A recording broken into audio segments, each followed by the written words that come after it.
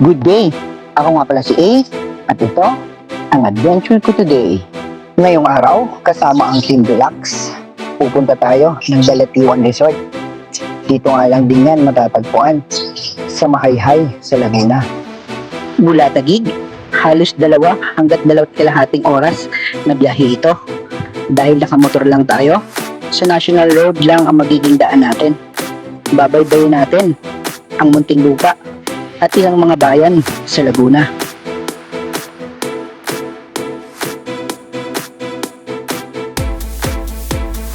Halos trip na nga yung araw nang bumiyahe kami. Pero ganun pa man, hindi ito magiging problema dahil napakaluwag ng kalsada. At sa puntong ito, narating na namin ang Itik Park. Nasa provincial road ito, nasakop ng bayan ng Victoria. Sa pagpapatuloy ng aming biyahe, dito, bubungad na kaagad sa iyo ang bundok ng Banahaw. Probinsya feels na talaga. Tanaw mo ang mga bundok, maluwag na kalsada, at maraming mga puno.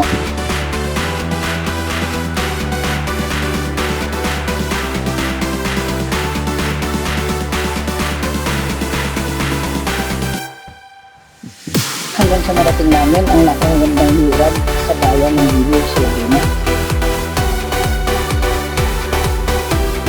Fast forward, narating na namin ang isa sa palatandaan na sa Mahayhay ka na, ang napakalaking I Love Mahayhay. Dito'y bumili nga kami ng fresh, malamig, at purong buko juice ni ate. Shoutout nga po pala kay ate. Bukod nga pala sa buko juice, may pares din silang tinda. Siyempre, kapag ganitong pagkakataon, di nawawala ang picture-picture. Habang iba natin kasama ay busy, niroll na natin ang camera. Shoutout nga pala sa mga nahagip ng ating camera. Nga pala, shoutout sa solid supporter natin, Crazy Life. At isa sa masipag na cook ng Team Relax, si Miss Anika. Ayun, medyo nahiya pa siya.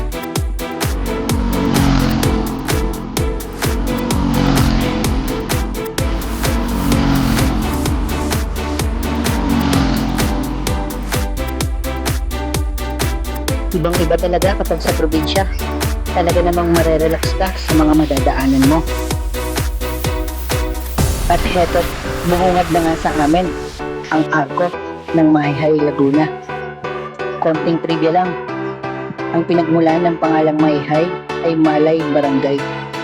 Dahil sa hirap bigkasin ng mga Espanyol, pinaiksi ito sa Malay ay at kalaunan naging Mahayhay. Sa ibang kwento naman, sinasabi na ang Mahayhay ay nagmula sa mga pagod na manlalakbay na napapabigkas ng hajj sa tuwing tatawid sila ng mga ilog, aakyat ng mga bulubundukin, at mapapadlaan sa mga bangin.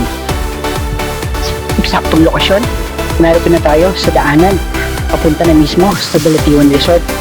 Sa pagpasok mo sa Balatiwan Resort, mayroong konting rough road, at ang mga susunod na daanan ay heto na, sementado, maraming puno, at medyo pabulusok. Heto nga pala ang parking nila. Napakalapit lang sa pool. Matapos kami makapagbayad ng aming entrance fee, dumiretso na kami sa aming cottage. Dito, napadaan kami sa hanging bridge. Ayun, nagpicture-picture pa nga ang aming mga kasama. Isa nga ito sa mga favorite spot ng mga dumadayo nito para magpakuha ng kanilang mga litrato. Sa itaas ng hanging bridge, matatanaw mo ang kabuuan ng ilog at ang kanilang man-made falls. Napapaligiran dito na nagtataas ang mga puno na isa sa nakakatulong upang mapanatili ang malamig na klima sa lugar. Sa bandang ibaba nga kami kumuha ng cottage.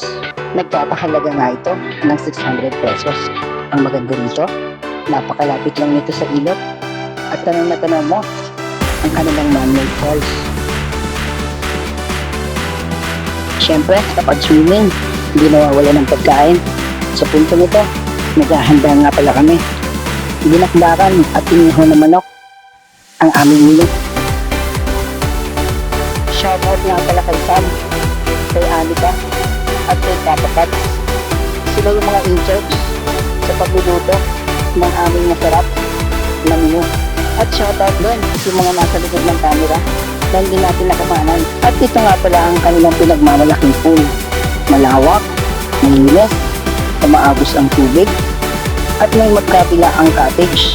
Ang cottage nga pala dito ay nagkakahalaga ng 700 dahil meron itong kuryente na pwede kayong makapag-charge ng inyong mga cellphone.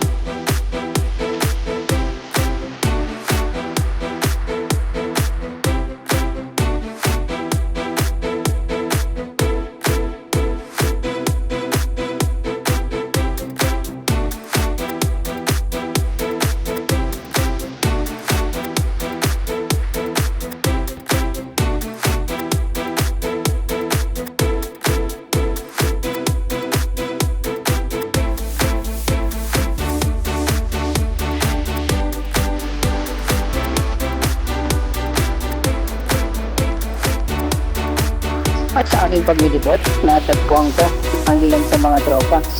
Narito rin pala sila. Shoutout sa'yo, Tataroy. At sa'yo rin, Bangis. Pati na kay Kulot. Shoutout sa'yo, Fred. Kahit sa ilog, malinis at napakalinaw ng tubig. Kaya kahit sa ibaba, pwede kayong maligo. Paalala lang, medyo madulas yung mga bato.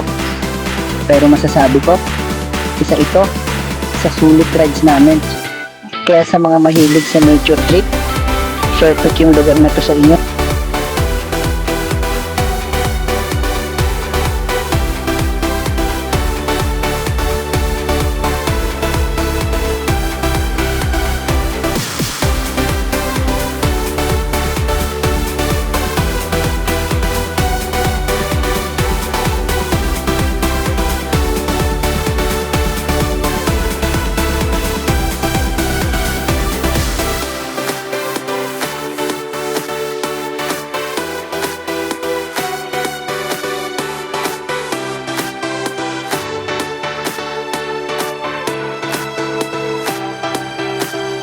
So paano?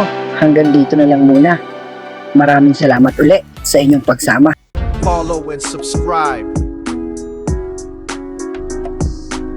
Thank you for watching.